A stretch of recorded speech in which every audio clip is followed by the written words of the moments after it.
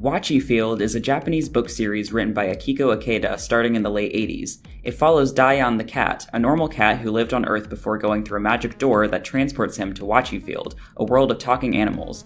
There are multiple books in this series, and some of them have been officially translated into English. Now, you're probably thinking, that's nice, but what the heck does any of that have to do with Deltarune?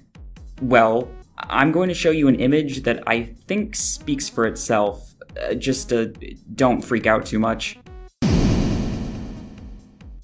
So that's literally just friend, right?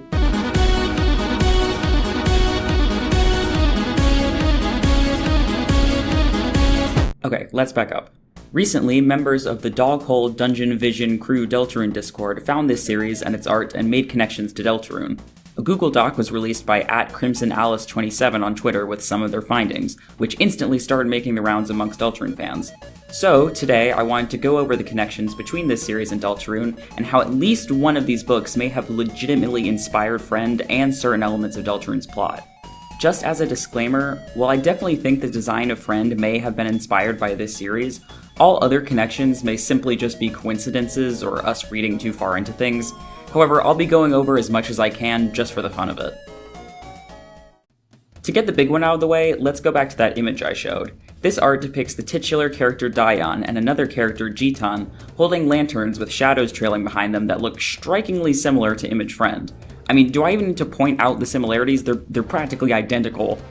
The imagery here is depicting one of the Wachifield stories, which I'll talk about more in depth later, Chibikuro Party.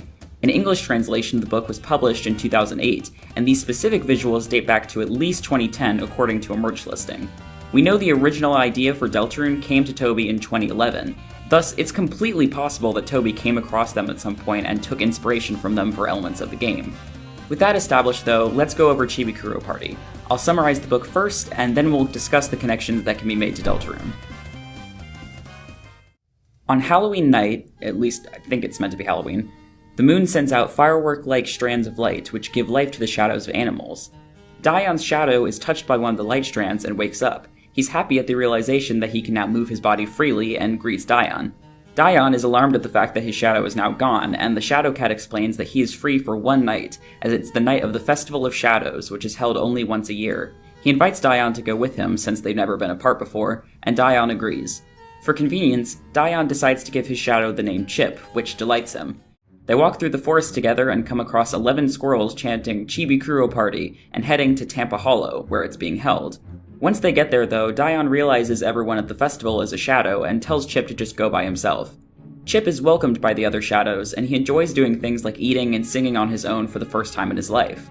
However, one of the shadows is secretly Noel, a creature who lives in Death Forest. He has been ordered to kidnap all of the shadows by the Satan of Death Forest, also known as the Demon King of Death Forest. Noel tricks the shadows, saying that if they go beyond the sand by morning, they can go to a place with others like them where they can live freely forever instead of just one day. The shadows like this idea and decide to go along with him. Dion overhears this and runs to the city to tell everyone, as they'll all be without shadows if that happens. He goes to another cat, his friend Jitan, whose shadow didn't go to the party. They ring the city's bells to wake everyone up, and they all go back to Tampa Hollow. However, the shadows are already gone. Dion tells Jitan what he overheard, and Jitan is shocked as he realizes that they're going to Death Forest, saying that once they enter, they will never be able to come back. Dion asks what will happen to them, and Jitan says that they will be made into the Satan's servants and worked hard until they're worn out. Dion is surprised that it's not a wonderful place, and is told to lead the way while Jitan calls the moon for help. Dion and the other animals catch up with the shadows at the top of a mountain, and Dion tells Chip not to go to Death Forest. Chip says he's been told that it's a wonderful land for shadows and that he's sorry, but he wants to be free like this for a while. Suddenly, the moon and Jitan appear playing music, causing the shadows to start dancing. The animals and the shadows dance together and decide that they belong together since they have been together ever since they were born. As the sun rises, Chip becomes Dion's shadow once more along with the others. As for Noel, he had become distracted by everyone dancing and melted away at the break of day until nothing remained of him. And that's the end of the story. Already, I'm sure you can notice some surface-level connections. Shadows being brought to life, a black cat, people being lured into forests, a character named Noel. However, things here definitely aren't one-to-one, so I think we need to discuss the parallels more in depth. First off, while Chip the Shadow Cat obviously visually resembles Friend, especially in that other artwork I showed earlier, he doesn't really match him story-wise. Chip isn't the one luring people into the forest, he's the one being lured. And that way he's much closer to someone like Des, though he doesn't share many similarities with her otherwise. Chip is a black version of Dion, so I suppose you could make a connection to the black deer sprite that represents Des in the Mantle game. Would that make Dion Noelle then? I don't really think so. I think if Dion represented anyone, it would be Chris. Dion accompanies Chip on the journey and runs to get help when Chip is led into the forest, even though he doesn't really understand what's happening or the level of danger that Chip is in. While it's obviously not one-to-one, I think Dion following Chip and trying to save him is sort of similar to what likely happened with Chris and Des. It lines up even better if you think that Des may have been intending to just go to the shelter by herself, and Chris ended up seeing her and tagging along or something like that. Chris and Des parallel each other a lot, and in the Mantle game, the black deer sprite literally mirrors Chris's movements like a shadow, so I think comparing them to Dion and Chip makes a lot of sense, especially since Chip and the other shadows parallel Darkners, and while Des likely isn't an outright Darkner, she's definitely been influenced by the Dark Worlds in some way, considering her everything. With that in mind, what's the implication of the book's ending? Dion and Chip decide that they shouldn't be apart and fuse back together, with Chip becoming his shadow once more. Does that imply that Des and Chris will fuse together in some way? I don't know. And obviously, Toby potentially taking inspiration from this book does not mean that Deltarune's plot will literally follow the same beats. But it is interesting, and it does sort of back up the theories about Des and Chris's souls being linked in some way. Also, and this is much more of a stretch, but I wonder if Dion being the one to name Chip could mean that Chris was the one to give Des her nickname. Probably not, but I thought I'd bring it up just in case. I also should bring up that while again in the story itself there aren't really any parallels, that artwork of Dion and Jitan with the lanterns could imply a connection between Sham and Friend, since Sham's shop theme is named Lantern. I mean, they're already connected due to both being cats and Friend appearing in the Eram fight for the Shadow Mantle, which originally belonged to Sham, and probably more things that I can't think of off the top of my head, but perhaps this could imply that Friend is literally Sham's shadow or something like that. As I mentioned, Chip and the other shadows also parallel Darkners as a general concept. They're brought to life via strands of light from the moon, which allows them to live freely as themselves without having to be attached to their respective animals anymore. Similarly, Darkners are objects brought to life through darkness via Lightners, which allow them to live as actual people. Ralsei literally describes himself as just a shadow in Chapter 3, making this connection even more apparent. Another detail is that the Shadow's time as independent beings is short-lived. They are free for only one night and go back to being shadows when the sun rises. Similarly, Ralsei talks about how the eventual fate of every Darkner is to become obsolete and be thrown away by the Lightners. They too can only live their lives temporarily before going back to normal. This is even more true if you think that the Roaring is destined to happen no matter what, as that resigns all Darkners to the eventual fate of turning to stone and no longer existing as themselves. Going back to specific character parallels, however, let's talk about Noelle. No, not that Noelle, this Noelle. Despite the name, this character obviously doesn't really share any traits with Deltarune's Noelle. He's actually the most likely a stand-in for Friend, being the one who lures everyone into the forest to befall a tragic fate. Not only that, but he does so on the orders of someone else, the Satan or Demon King of Death Forest. Now, let's see. Who in Deltarune has been likened to Satan and is connected to Friend? I'm W.D. Gaster, With this in mind, it supports the idea that Friend led the children into the forest on Gaster's orders, or at least that he works for Gaster. Gaster paralleling the Demon King could also support the whole idea of Gaster being the King of Darkness to Ralsei's Prince of Darkness.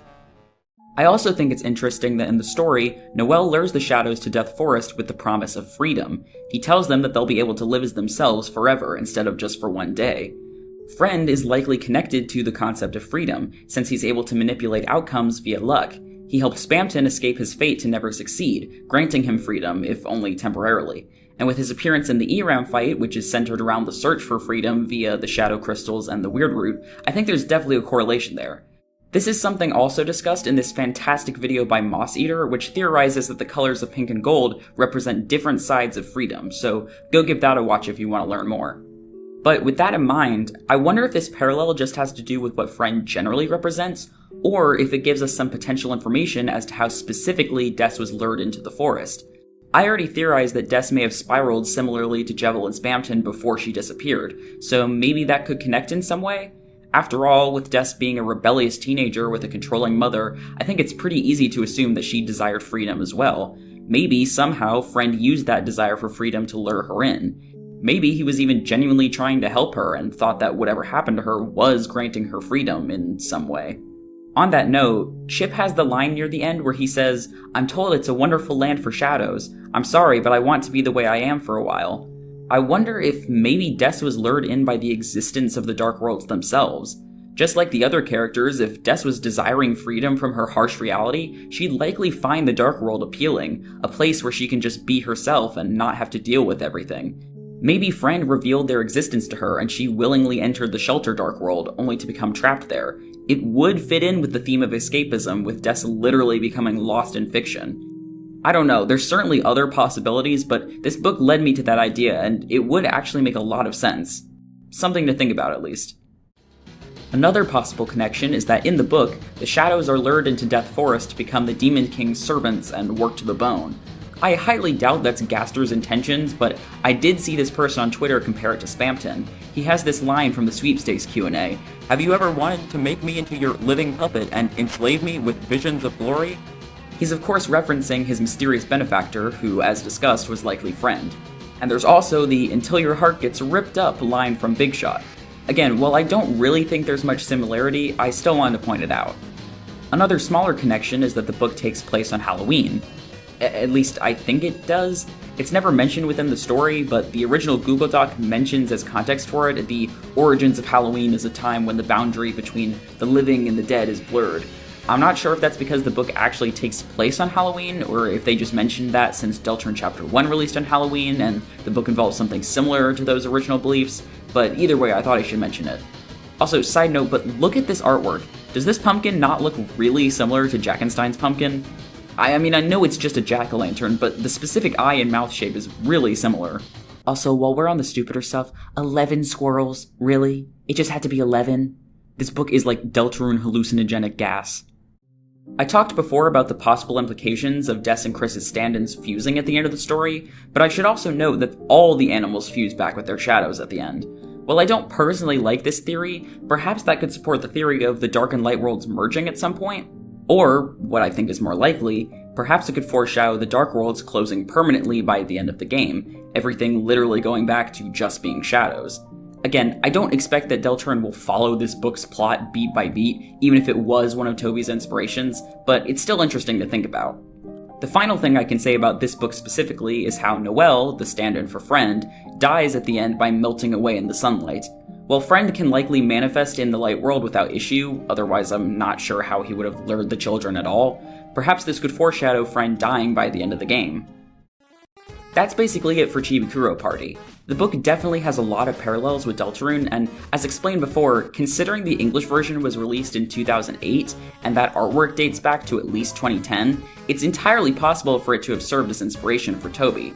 While I think this book and the related artwork are the likeliest things from this series to have inspired Deltarune, I still want to talk about a few other things that might be connected. There's another Wachifield book that contains illustrations reminiscent of Friend, though not as strongly as the other ones. This one is known as The Sloth Tree of Cat Island. As far as I know, this one has never been officially translated into English, but the official Wachifield Instagram posted all the illustrations from it, alongside captions containing the original text that accompanied them. So basically, we have the entire book available to us, we just have to use Google Translate.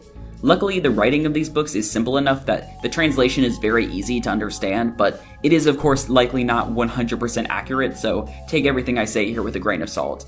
This one's story doesn't share quite as many parallels to Deltarune's story, but the illustrations, combined with a few details, still make me suspect it might have also served as a bit of inspiration. I'll definitely summarize this one a lot more quickly though.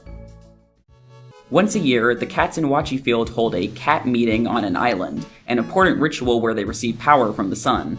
On the island, the cats are drawn to a mysterious sloth tree. Sloth as in lazy, not the animal. The cats act lazy, and their purring rumbles through the tree's branches and deep into its roots, awakening a 1,000-year-old lazy cat spirit that had been sleeping deep underground. The spirit climbs up the tree roots, and the cats start becoming embedded within the tree. The spirit escapes the tree and covers the entire island, making everything lazy and obscuring the sun. Jitan, Dion's friend from the other story, eventually makes his way to the island and finds everyone sleeping. He uses a bag of wind, which initially also wants to be lazy, but decides to blow after learning that Jitan got the bag of wind from the daughter of the North Wind. The wind dispels the laziness and the cats wake up with the sun re-emerging, but Dion is still missing. Jitan finds him at the Sloth tree, where the cats have completely blended into the wood with the cat spirit sitting on top. Jitan tickles Dion, making him laugh, which shakes the tree and makes the spirit also laugh. Because the spirit is an accumulation of energy, the laughter causes it to turn back into energy, which travels back down the tree roots and burrows deep into the earth. Now, with all the cats awake, they climb to the top of the cape as the sun sets and hold the cat meeting. They receive golden sunlight into their eyes, and it ends on an illustration of them cloaked in darkness after the sun has set. Like I said, the story itself doesn't have as many connections to Deltarune, though there are of course a few details that we'll cover, but the main reason I wanted to cover this one as well were, of course, the illustrations. While not as one-to-one as some of the others, the way the lazy cat spirit is drawn definitely resembles Friend as well. The fact that it's associated with roots and trees only furthers this connection. The spirit lives deep underground and moves through the roots to the surface, where it, perhaps unknowingly, puts a curse upon the island and its inhabitants. Said inhabitants then become absorbed into the spirit's tree. While of course not one-to-one, we know that Friend likely originates from the depths, or at the very least resides there, since it's the tail of hell, so it too lives deep underground, even if that may not be literally. Friend is associated with the Roots prophecy panel, which features trees, and it led the lost children where the forest would grow, which is likely the shelter within the forest. Friend also causes trouble for the locals, likely absorbing deaths into the depths somehow. An interesting note is that the cat spirit is said to be happy when it sees the other cats being lazy, and it never appears outwardly malicious. It seems that it just infected everything around it with its own laziness. So that could be another point towards Friend having been trying to help Des in some way. Though, again, that's a stretch, we really have no idea. The cat spirit is also described as an accumulation of energy, which disperses back into individual energies. I'm not quite sure what that's supposed to mean, since the auto-translated wording here is quite clunky, but it seems like the spirit is a lot of different kinds of energy combined into one, giving it form, and when that energy disperses, so too does the spirit. This doesn't really give us insight into what Friend's deal is, but I suppose it could be another piece of evidence that Friend is in some way multiple cats, or multiple things combined into one, which would make sense with its resemblance to Endogeny. The only other thing from this book that I could possibly see as being related is Jitan's gust of wind behaving because the bag of wind was given to him by the daughter of the North Wind. This is a character that appears in some of the other books, but she's not really relevant for our purposes. The only reason I want to mention this is because the Knight's flavor text mentions the North Wind a few times, so, I don't know, it's something, Des, Carol, whatever. I don't actually think this has any significance at all, I just wanted to mention it for the sake of thoroughness. Related to that, I read through one of the books that's been officially translated, White Uraka, but that one doesn't really have anything of interest. It also mentions the North Wind a lot, but not in any way that would hold any relevance to Deltarune. The only thing that could potentially be related is that it takes place during a winter festival, which summons the snow god Uraka, who in turn summons a magic door. While Deltarune's festival likely doesn't take place in the winter, it is overseen by Carol, so I don't know, maybe there's something there. But I don't think this one really has any relevance. There's also a Christmas-themed book in the series, but likewise, it doesn't hold any connections to Deltarune outside of just regular Christmas stuff. This one was never officially translated anyway. Side note, I know that Toby knows Japanese, but I don't know when he first learned it, and untranslated material would just generally be less likely for him to come across probably, so I didn't originally mention it.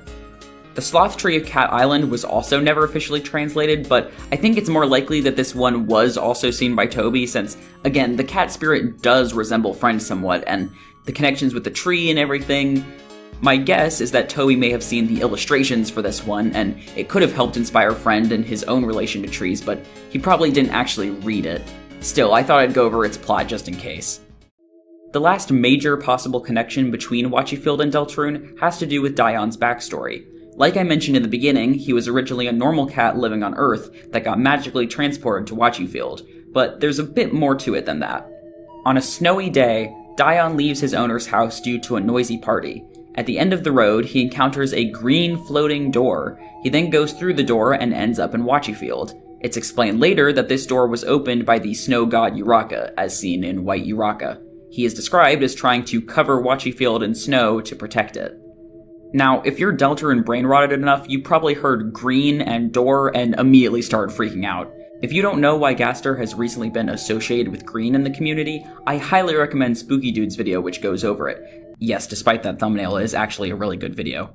The gist is that there are several details that point to Gaster having been originally green before turning monochrome, the biggest of which being the green painting of a bone that sits between Sans and Papyrus's room, where Gaster's door and room would very conveniently fit. While magic doors that teleport you somewhere else are obviously a very common trope, the fact that it's green, that it happens on a snowy day, and is within a series that already may have inspired some elements of Deltarune, makes me think that it's possible that this could have been a source of inspiration. That is, of course, entirely speculation, though. That's really everything I think is possibly connected to Deltarune, but there were a few loose ends that I found while researching this topic that I thought I'd mention just in case.